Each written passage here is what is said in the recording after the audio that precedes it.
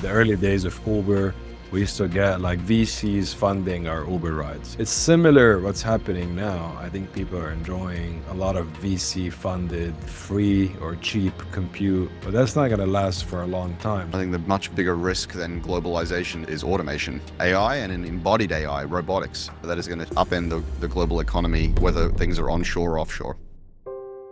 You're listening to the Startup Podcast. This is a Reacts episode.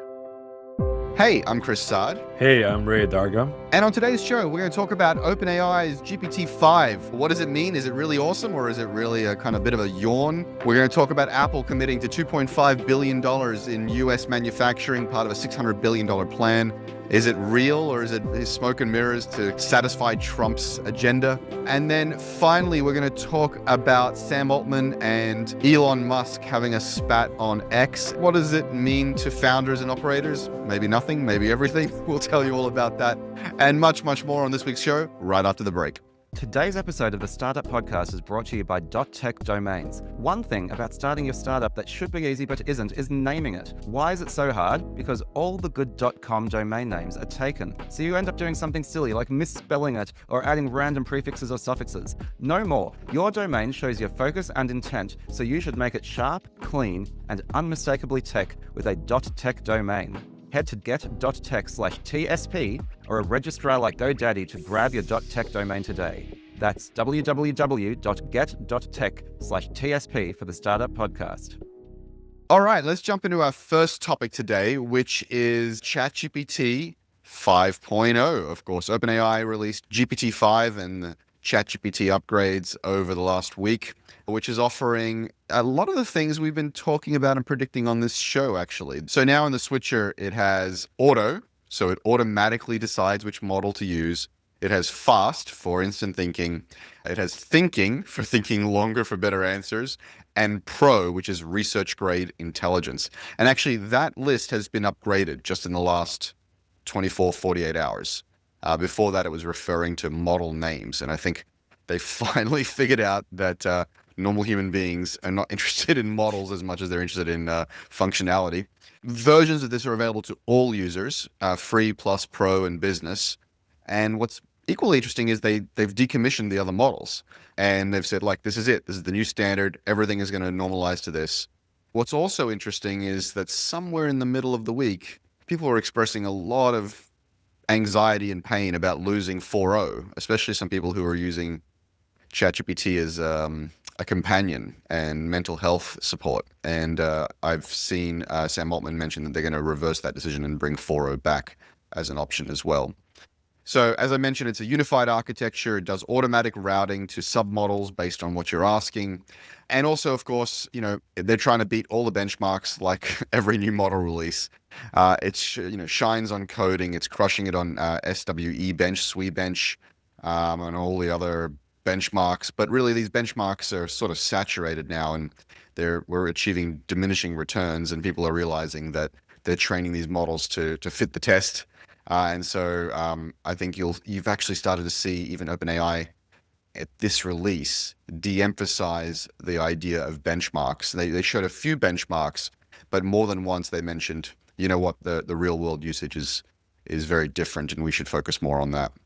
Ray, did you see the announcement? Have you tried playing with GPT-5? What's your takeaway on this?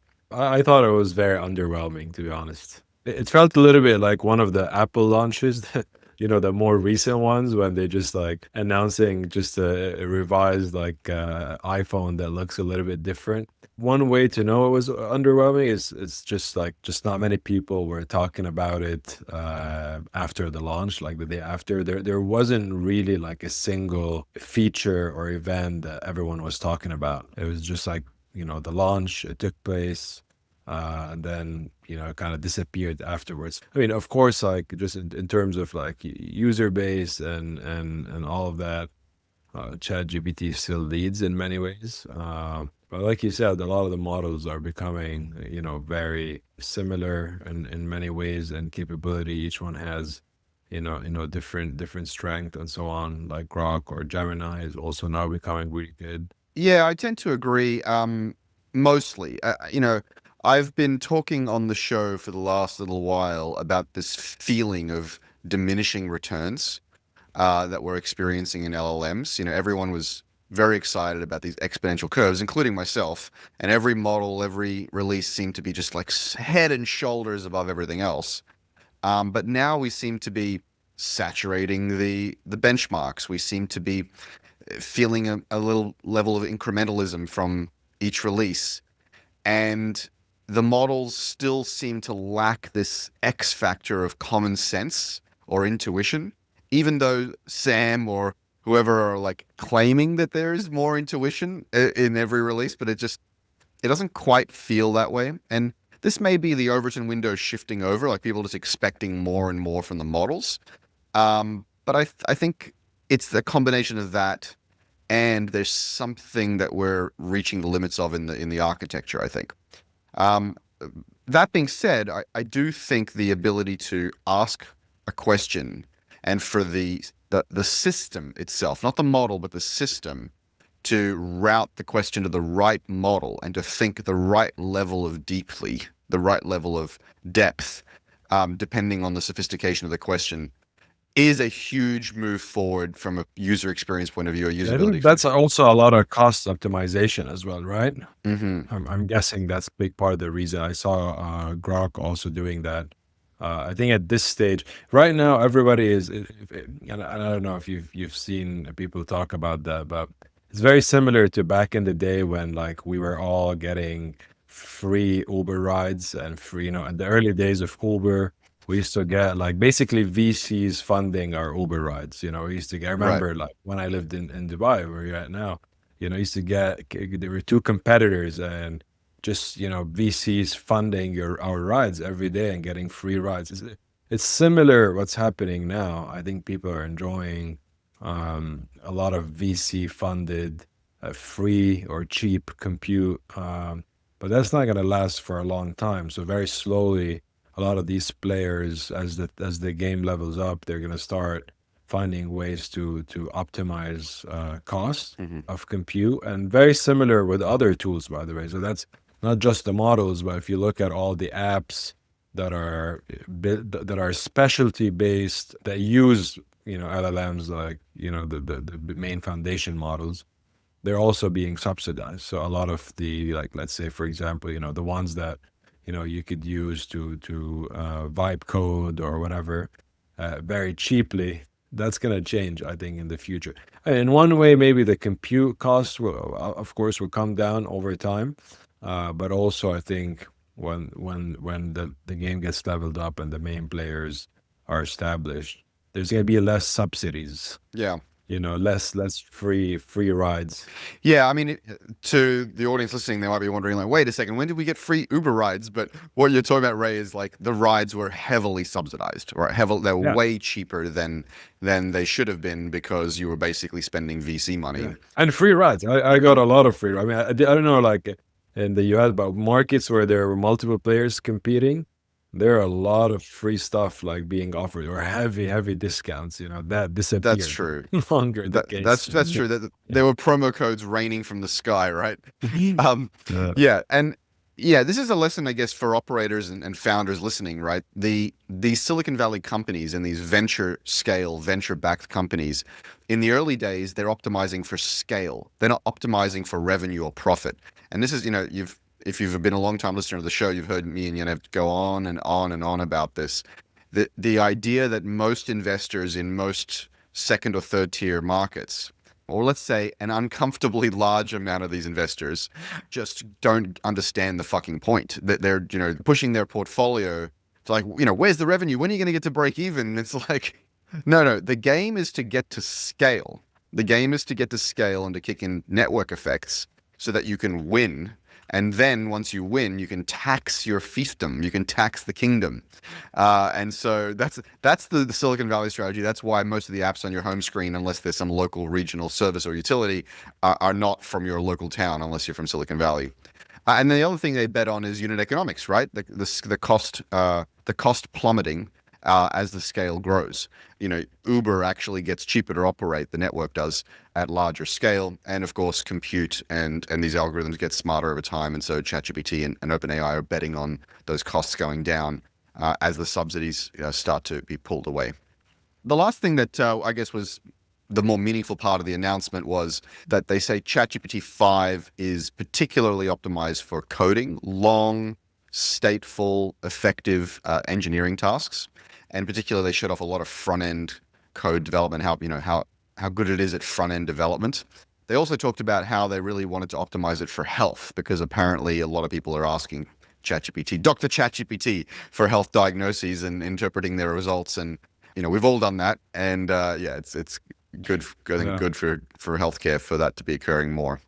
I think the big question as well is going to be that will the foundation models be able to capture the entire market? I mean, obviously here they're trying to capture as many new emerging industries as possible. So if you look at Replit, for example, went from 10 million to 150 million in ARR in less than a year, which is insane. Lovable as well was this, like, I think one of the fastest growing SaaS, AI companies in history, similar growth. So I think, OpenAI is looking and saying, hold on, this market is a lot of these players are eating up market share very quickly, while we need to be taking a piece of that. So they're just trying to be ahead of the curve and try to take, and similarly with all other verticals, other industries, because they have so many different verticals. But the main question is, will they be able to build an experience where you could have one-stop shop and use it for everything, and users would prefer using it over a Replit for coding, or some app for mental health or whatever. It's also about the experience, right? So the model is important, but there's also the experience part. For example, I think we spoke about Replit when I came on your podcast before, but the advantage of Replit Agent is that it can, if you're coding, you can not just code but deploy as well. So it takes care of all the infrastructure, all the setup, everything for you. While a lot of the LLMs are, I don't know if the new ChatGPT is able to deploy as well, but I think they're mostly help you code, to help you write software. But okay, if you don't know how to write software, you probably don't know how to deploy an app, right? So will it be able to do that or not? But I think ultimately, like, that's what they're going after, is they're trying to not to be too late to the game, and getting market share out of all these different verticals. Yeah, so Sam Altman actually tweeted about this over the week. He wrote, "Entering the fast fashion era of SaaS very soon." So what does that mean? He means that we will be able to spin up SaaS products and SaaS companies faster than ever. And like fast fashion, these companies and these products will be disposable. We will spin them up, use them for a season or for a project or for a use case, and then we will dispose of them quickly. And actually, if you look at the stock market, the Magnificent Seven is blowing up. These are the AI companies, infrastructure and foundation model companies. And actually, other software companies, SaaS companies, are hurting. Salesforce, Monday, Atlassian. Why? They're hurting because what Ray just said. There's two major phenomena. We've talked about this on the show before. There's two major phenomena that's going to really hurt SaaS companies, and AI is going to eat software the same way software ate legacy companies in the past. The first is these LLMs are going to be able to generate software on the fly all the time. They do it now. They do it a little bit, but they're going to do it a lot more, right? And they're just going to just write code and execute your intent, and you're not even going to notice. It's just going to happen in the background. And so it's going to be as easy as publishing documents. I've said this before, but you remember back in the day, they had invented the printing press, and it was like a really big deal to publish a document. You now publish a document every 5 or 10 seconds during your day, and as if you're a knowledge worker, right? You're just crapping out documents, email documents, Google documents. It's just all the time, right? Desktop publishing has become just a part of knowledge work. And so you will start to generate applets, software, what GitHub Spark called Sparks, right? All the time. It's going to be baked into your productivity software. And the other phenomenon that's going to happen, and this is what you're really pointing to, Ray, is in order to justify their valuations, these massive companies, and not just to justify the valuations, but to justify their ambitions and to execute their current playbooks, Google and Apple and Microsoft and yes, OpenAI are going to have to go into the application layer, Yeah. or deploy their AI into the application layer deeply in the case of the companies that have an application layer already, and just take over, right? And so you see OpenAI has Canvas, and they have their video editor, and they're increasingly and they tried to buy Windsurf for the IDE world. They're going to have applications. And of course, Google and Microsoft and Apple have applications, and they're going to build first class, use case specific applications with deep AI. And so many of the common use cases are going to be, owned by the hyperscalers, and which is why the Magnificent Seven is as a multiples have didn't multiples address that are way beyond everything else. we didn't address the elephant in the room, What's that? the browser. The browser. Because Yes. OpenAI and Perplexity are both working on a browser. I don't know if you saw it today. Actually, there was it's kind of like half joke, I think, in my opinion. The Perplexity offered to buy Chrome for 30 billion. Yeah, actually, so let's dive into that. Actually, let's talk about that one specifically. Part joke. I think it was a marketing stunt. So the AI startup Perplexity has made a $34.5 billion bid for Google Chrome amid antitrust fight. Perplexity, an AI research company, as we all know, are valued at $18 billion, has offered $34.5 billion I love in cash. the exact number, 34.5, not 35, not 35. Right, it's a very Sounds serious legit. number that came, from a very principled bottom-up analysis. So they've offered to buy Google Chrome, pitching it as a proactive antitrust remedy for Google, but Google has not signaled its willingness to sell. And as Ray alluded to just before we officially got into the topic, the browser is one of the primary surfaces by which people experience software now, not just the internet, but software. And one of the reasons why Google built Chrome is to control the distribution of search and to control the experience of their web-based software. And so Chrome is a very, very important strategic piece in the Google empire. And whoever controls the browser controls a great deal of how the internet is experienced and how software is experienced. And of course, the government has noticed, and they've talked about how do we divest or force the divestiture of Chrome and browsers from these major hyperscalers. And Perplexity is like, don't worry, we'll take it off your hands. So actually, Perplexity already has a browser in the world, and I think the rumor is OpenAI is working on one. They all want to get in this game. The next thing for OpenAI to do, by the way, is to own the other big strategic piece, which is a device and an operating system. So they need to move quickly on that as well. What do you make of this, Ray? You've alluded to some of your thoughts on this. Tell us what you think about Perplexity making a bid to buy Chrome and the general sort of antitrust Chrome discussion as well. Yeah, I mean, I listened to a podcast with Arvid recently, the founder of Perplexity, and he spoke, in depth about this topic. I think in many ways it was, part timing, like a marketing stunt, part sending a message across, but obviously they know it's not going to happen, but they're working on their own. And I think they got good publicity out of it, probably, which was the intention.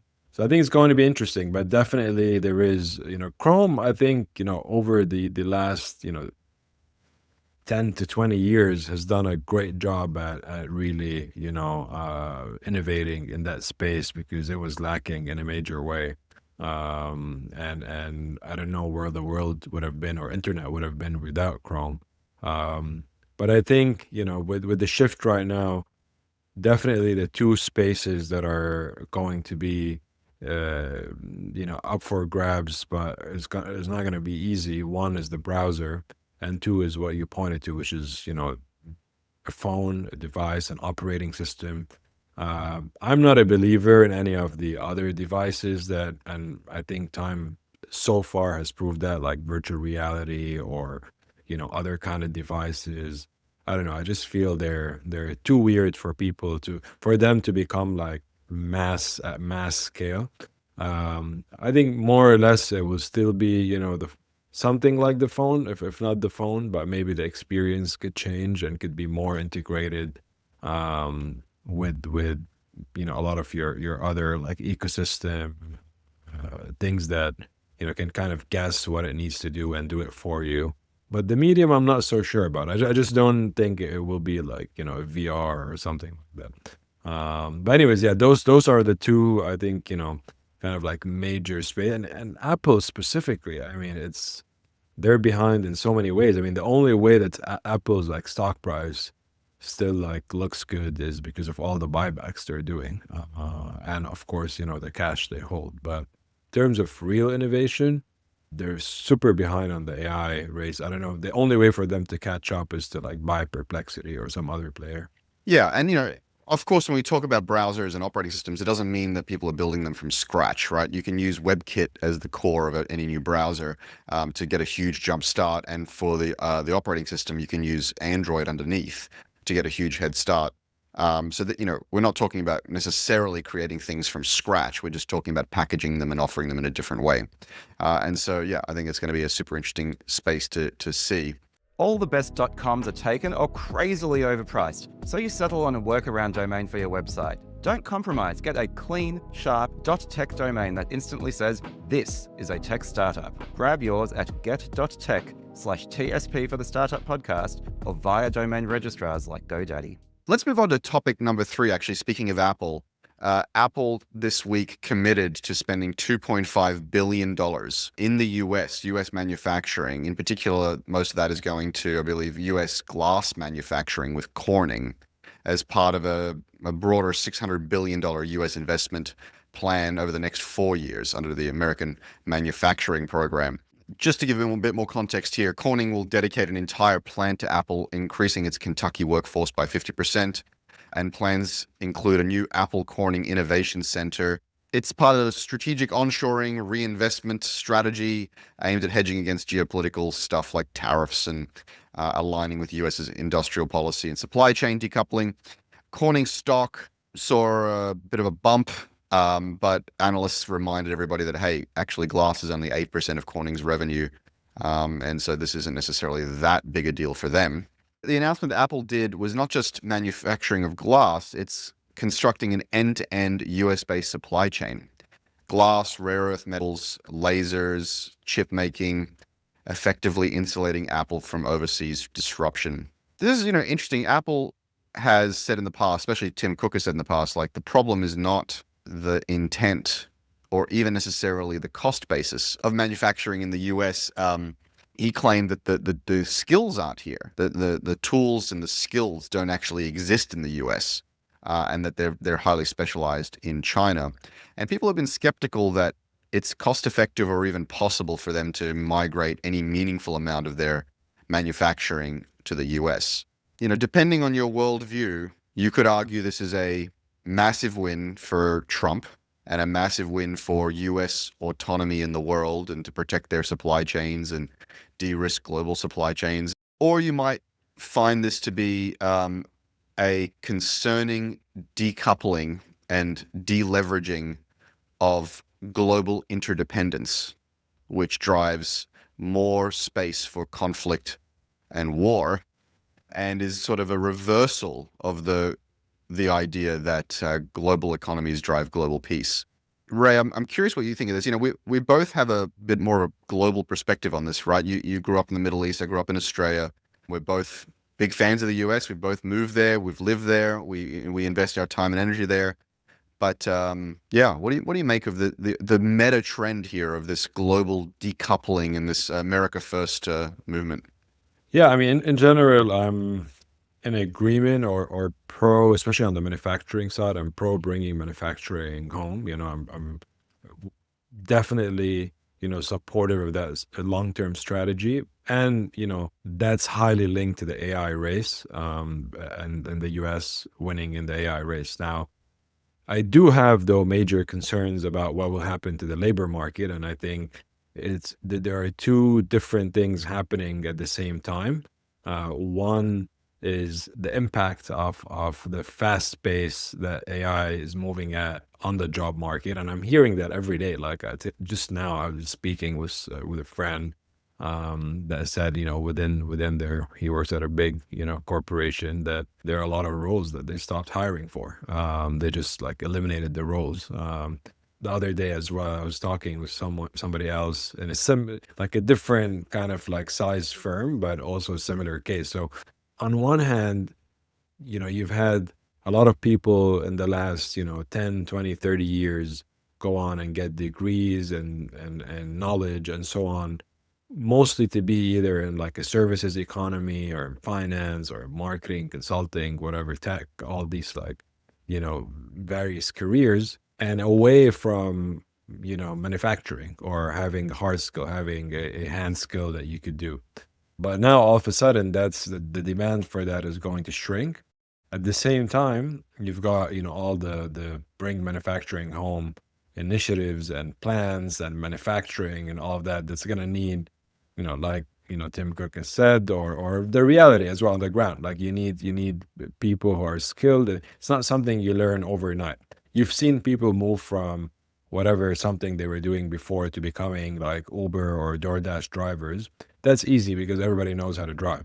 But to move into being on an assembly line or in a factory or in a very like specific niche, that takes training. You need training centers. You need people to get different degrees. Some people might not be able to make that transition if they're like later in their lives. So it's going to be very interesting. I think that's going to create a lot of problems within the labor. We are going to have a lot of people outside jobs or not able to get jobs, but it won't be as easy for them to make a transition to another space where they're looking for jobs.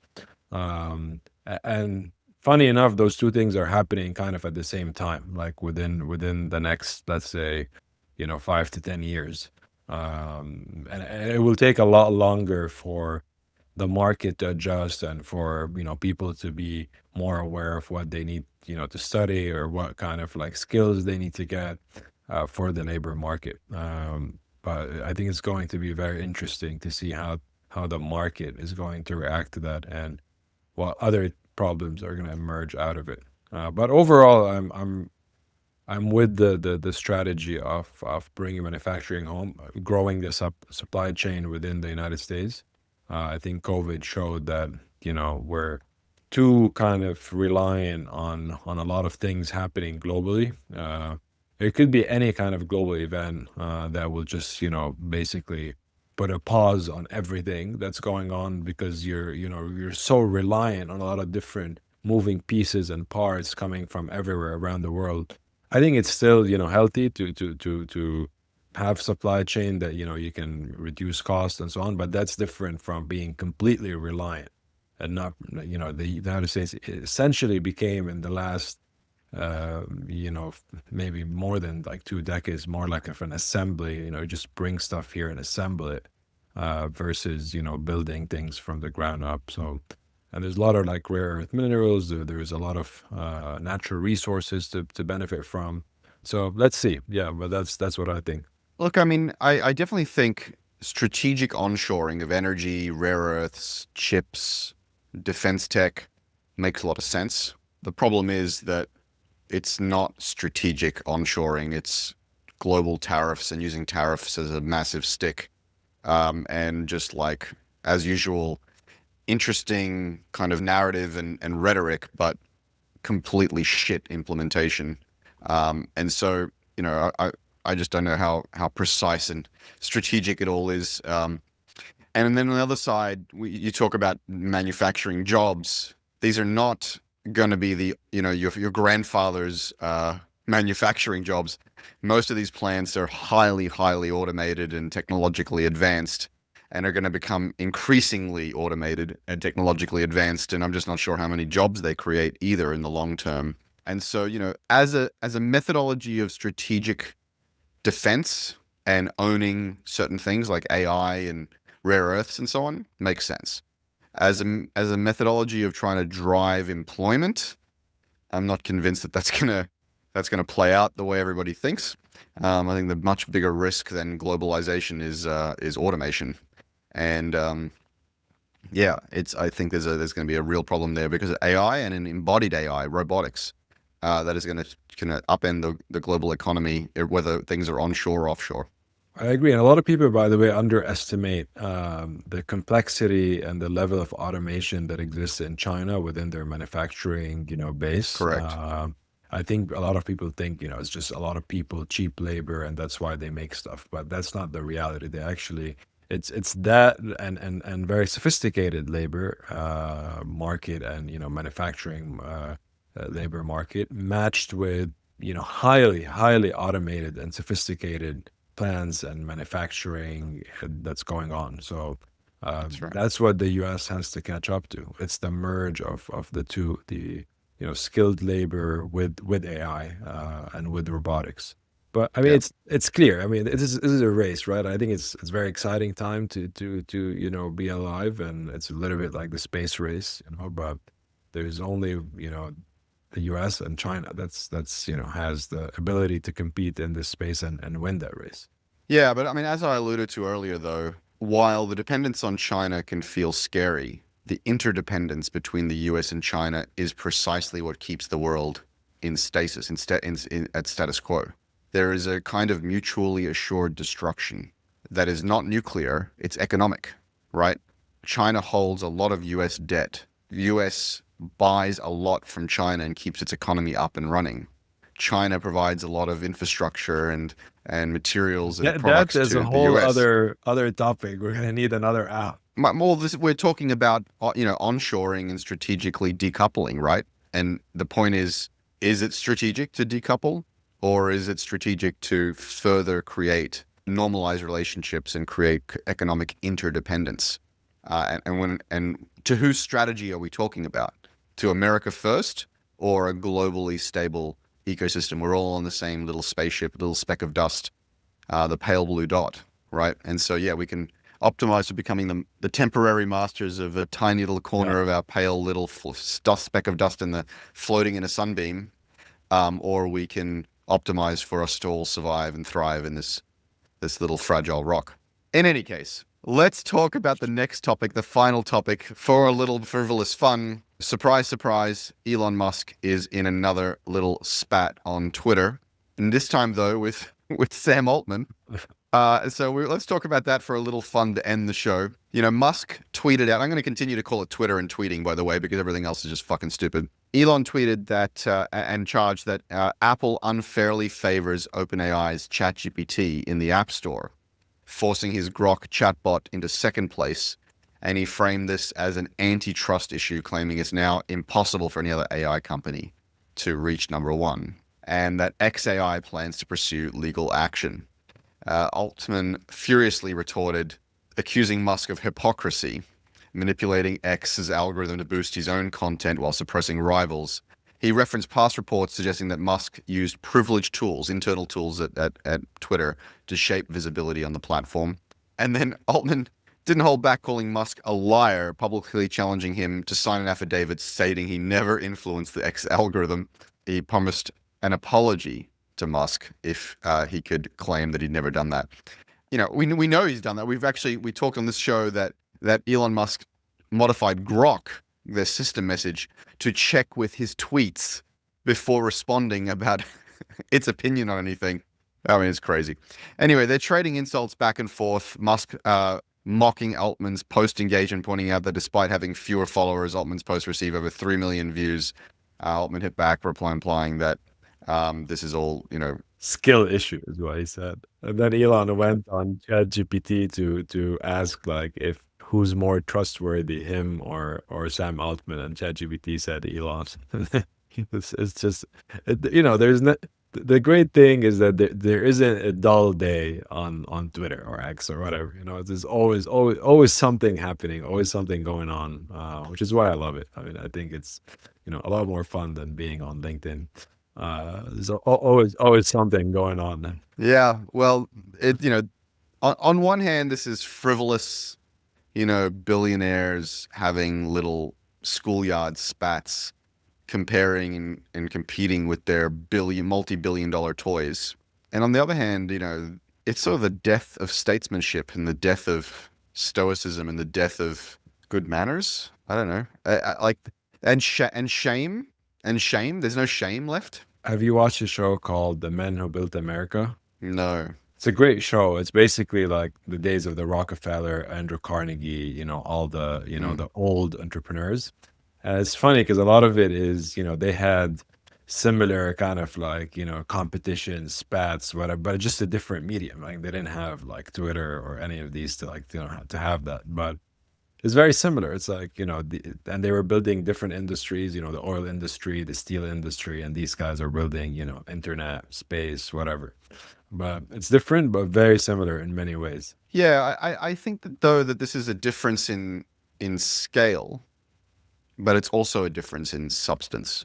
These people are not just building a railroad, they're building the rails on top of which the entire world operates. Now, I guess when you lived in America and you couldn't fly a plane, it felt like the railroad was, the rails on top of which the entire It was new pretty world important, economy yeah, on operated. oil It was or pretty. I guess that I guess at that time that was the entire world's rails, literally. I have a very optimistic view in general. Like for me, I always, my opinion is always that the world is always, much better than what it's been or in the past. If you look at the big picture, things are always getting better. We go through, certain periods or whatever, but I think in general, people, because of daily news, everything that's going on, all the politics, they feel, oh my God, the world's going to end. This is the worst time to be alive. No, it's not the worst time to be alive. It's probably the best time to be alive. If you compare our lives today and the lives in general of most people around the world, comparing that to, I don't know, 150 years ago or more, you know, on every measure that you look at, life is better for more people compared to back then or as a percentage. So Yeah. that's generally like my view. It's a more positive, optimistic view than a lot of people. Yeah, no, look, I generally agree with you. I do sometimes find myself to be the optimist in a conversation to counterbalance the negativity, and sometimes I find myself to be the, Oh my God, skeptic in the who are you conversation. around? Sometimes I play off in the counterbalance to whatever the conversation is, but I do think that the U.S. story right now is particularly scary. When you have the federal government, taking control of D.C., taking some amount of control over L.A., the global bullying, the rules-based system, disintegrating, the proactive and active genocides going on. So, I agree with you that in general, the world is getting better, but I also caution that that is a relatively new phenomena. There have been serious drawdowns in global prosperity in the past, and you can't take that for granted. It takes a lot of will and coordination amongst well-meaning people to make that happen. And so I do worry that sometimes we've taken that march towards progress for granted. But in any case, let's remain optimistic, but also vigilant. In any case, if you're interested in watching these billionaires fight, go check it out on X, and eat some popcorn along the way. Finally, before we wrap up, Ray, I know that STEP conference is happening soon. Your conference, which is, I believe, one of the biggest conferences in EMEA, and you've brought it to San Francisco for the last couple of years, and it's crushing it there as well. Tell us quickly about it. What do people expect, and how can people get tickets to go? Yeah, correct. So it's in 2 weeks actually, or next week. That's the second edition of STEP San Francisco, which is taking place on August 20th and 21st. 21st is like the main conference day. We've got some satellite events happening on August 20th. And yeah, go to stepsf.com and check out, the speakers we've got. We've got founder of Replit, a lot of big VCs as well speaking, about 60 companies that will be showcasing throughout the day. So it's going to be a lot of fun. And yeah, we've had a great success last year with the first edition, and we're excited for this one. And like you said, we're trying to grow our bridges between the Bay Area, the U.S., and the Middle East and the rest of the world. Talking about not decoupling, but coupling regions and different parts of the world together. So we're excited about doing that. Yeah, absolutely. This is a great example of creating more interdependence and more understanding across shores and across cultures. And yeah, I went to the last one, which is where we met for the first time. Our mutual friend Jeremiah Ouyang introduced us, friend of the pod. He's been on the show Correct. many times. Fun fact, I don't think people have necessarily grokked this or clocked this, but if you listen to our opening, this is the Startup Podcast. That's Jeremiah actually doing the voiceover there. Oh, really? So, Okay. I didn't think I picked that up. Yeah. So it's always funny that no one noticed that. So shout out to Jeremiah and to you in the conference. It's an amazing conference. The first one was mind blowing and a lot of really great people, great talks, and also great vibe. You set it up really kind of in a really nice way. Yeah, thank you. Well, now you can come to the Dubai one. So that's going to be in February. And that's the real deal. We've been doing that for 13 years. It's 7,000 attendees. It's 4 different stages. It's a lot of fun. Yeah, well, unfortunately, I'm going to miss the San Francisco one this year, but I will definitely be at the Dubai one. And so stay tuned for that and come meet Ray and I there as well. All right, mate. Well, thank you so much for doing this. And as usual, you can find me on all the social media at Chris Saad or subscribe to my newsletter at chrissaad.com/newsletter. Otherwise, that's it for the pod. Thanks for joining me, Ray. Yeah, thank you. All right. Catch you in the next one. Bye-bye. Today's episode of the Startup Podcast was brought to you by .tech Domains. Naming your startup should be easy, but it isn't because all the good .com names are taken or wildly overpriced. No more. You don't have to compromise. Your domain shows your focus and intent, so make it sharp, clean, and unmistakably tech with a .tech domain. How do you do that? Head to www.get.tech/TSP or a registrar like GoDaddy and grab your .tech domain today. Get.tech/TSP for the Startup Podcast so they know you came from us.